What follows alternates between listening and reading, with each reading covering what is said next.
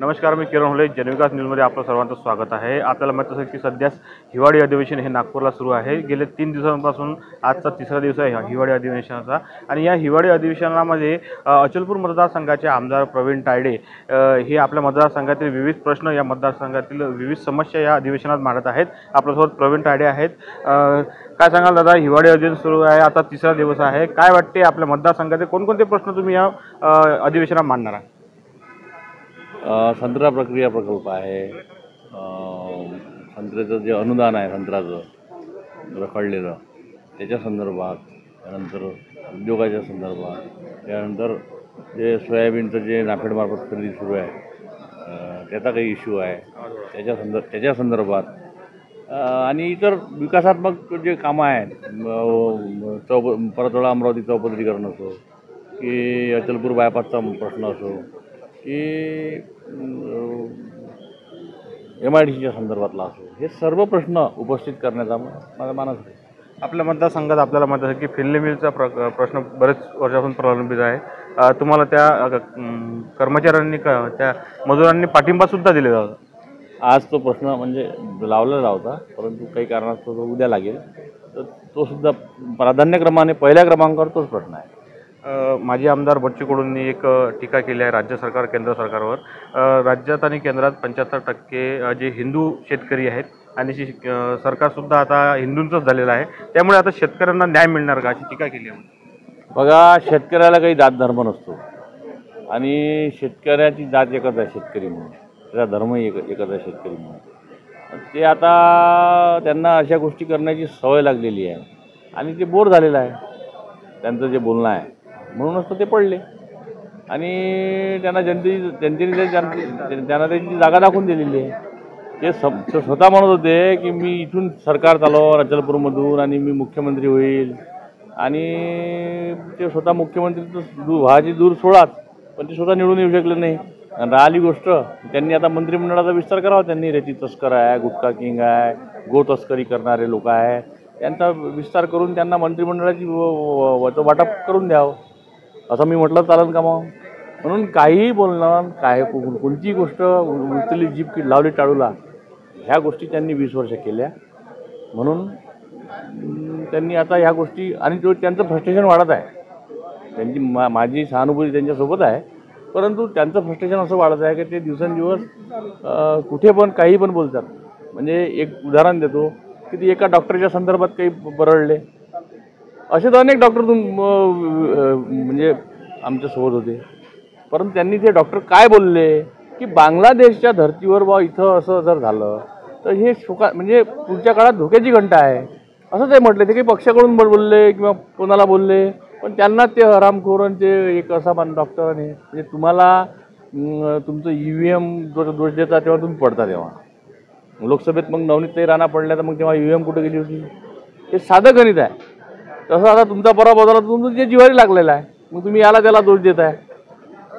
तुम्ही स्वतःला दोषी कधी मानणार आहे का? तुमचं कुठं चुकलं, तुमचं कुठं चुकत गेलं? हां, त्याच्यामुळं मतांचं ध्रुवीकरण त्यावेळे गेल्या 3 टर्मला झालं नाही, 4 टर्मला, ते यावेळेनं झालं. त्याच्यामुळे तुमचा पराभव झाला. जे ध्रुवीकरण काय झालं ते तुमच्या याच्या अशा बोलण्यामुळं. महायुती सरकारने जे आश्वासन दिलं होतं, लाडक्या बहिणीला 2100 रुपये महिना करणार आणि शेतकऱ्याची कर्जमाफी करणार, अद्यापही लाडक्या बहिणीला योजनेचा लाभ मिळाला नाही, अशी टीका केली. नाही, 2100 रुपये महिना झाला ना निर्णय. 2100 रुपये महिन्याचा शब्द पाळलेलाच आहे, विशेष नाही. तो त्या लाडक्या बहिणीचा नेता काही हे नाही आहे. आणि राहिली गोष्ट कर्जमाफीचा, तर कर्जमाफी करेल ना, जर आमच्या अजेंड्यात आहे, आमच्या जाहीरनाम्यात आहे, तर ते होईल. आणि वरिष्ठ देवेंद्रजी सक्षम अष्टपैलू नेतृत्व आहे. या विदर्भाचं जी जाण संपूर्ण महाराष्ट्राची जाण असलेलं नेतृत्व आहे. त्याच्यामुळं देवेंद्रजी हे सर्वसमावेशक असे मुख्यमंत्री असल्यामुळं, आणि त्यांना प्रत्येक गोष्टीची जाण आहे, आणि शेतकरी त्यांचा केंद्रबिंदू आहे त्यांच्या डोळ्यासमोर. त्याच्यामुळे ते शेतकऱ्यांचं भलं पाहणार. रवी राणांना आमदार मंत्रिपद मिळणार होतं अशी शक्यता होती, परंतु वेळेवर त्यांचं मंत्रिपद मिळालं नाही. राणा कुठेतरी नाराज आहेत. आज तिसरा दिवस आहे अधिवेशनात, ते आलेले नाही. मला नाही वाटत असं. ते स्वाभाविक आहे. त्यांची 4थी टर्म त्यांची आमदारकीची आहे. अनुभव त्यांच्या पाठीशी आहे, आणि एक मितभाषी म्हणून रविभाऊ राणांना मी ओळखतो फार वर्षापासून. माझी जरी पहिली टर्म असली तरी पण त्यांच्या मंत्रिमंडळाचे घटक पक्षाचे आमदार असल्यामुळं आणि चौथी टर्मसुद्धा आहे, पण त्यांच्याबद्दल काही चांगलं वेगळं काही त्यांना मंत्रिपद संधी मिळणार वाटते. ते वरिष्ठांच्या म्हणजे त्यांना विचारलं तर बरं राहील, कारण मी एक छोटा माणूस आहे. छोट्या माणसाला मंत्रिमंडळ कोणाला कोण काय मिळतं हे मी नाही सांगू शकत. त्याच्यामुळे मी स्पष्ट बोलणारा व्यक्ती आहे. परंतु रविभाऊ राणा एक पात्र व्यक्ती आहे.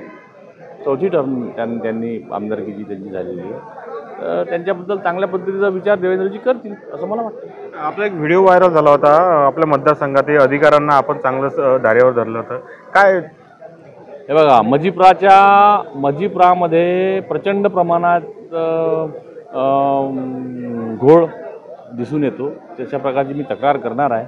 आणि अनेक छोट्या छोट्या गोष्टी या लोकांच्या त्या संदर्भात मी आढावा बैठक घेतलेली असता काही लोकांना तर अजूनही पसंती पडत नाही आहे की आमदार पडले किंवा आमदार बदलले, हे पसंती पडत नाही आहे. त्याच्यामुळं म्हटलं झापड काढा डोळ्यावरची आणि डोळे धुवून थोडंसं अजून म्हणजे जनतेच्या कामात लागा. तुम्हाला आमचे भाऊबंदच असते कोणतेही कर्मचारी कोणतेही अधिकारी, परंतु त्यांनी जनतेच्या सेवेसाठी तत्पर राहिलं पाहिजे, झोकून दिलं पाहिजे अशी माझी इच्छा आहे. आणि अधिकाऱ्याने त्या पद्धतीचं काम ते 20 वर्ष तुम्ही काय केलं हे मला माहीत नाही, परंतु इथून इकडे ह्या गोष्टी चालणार नाही. आणि इथून इकडे या गोष्टी जनतेच्या सेवेसाठी नगर परिषद असो, DNC असो, BDO असो, CO जे काही असेल, महसूल खातं असो की पाटबंधारी असो, कृषी असो, प्रत्येकाने आपापल्या पद्धतीनं चांगल्या पद्धतीनं लोकांची सेवा करावी एवढं मात्र. कारण लोकांच्या टॅक्समधून तुमचा पगार होते हे भुलून जाते लोक. म्हणून त्या पद्धतीचं काम हे उभं राहिलं पाहिजे, झालं पाहिजे असा माझा प्रयास राहील. त्याच्यामुळं 10 आढावा बैठकीत मला चिडाचं काम पडलं, काही अजून केसेस लावायचंही काम पडलं, मी लावून घेईल जनतेसाठी एवढं मात्र निश्चित. मतदारसंघाचे आमदार प्रवीण तायडे यांनी सांगितलं की आपल्या मतदारसंघातील जे 20 वर्षापासून काम रखडलेले आहे ते काम मी पूर्णतः करण्याचा प्रयत्न करेल. आणि माजी आमदार बच्चू कडूंवर सुद्धा त्यांनी घणाघाती टीका केलेली आहे. मी किरण ओले, जनयुक्त न्यूज, नागपूर. अशाच वेगवान घडामोडी पाहण्यासाठी आमच्या चॅनलला लाईक व सबस्क्राईब करायला विसरू नका.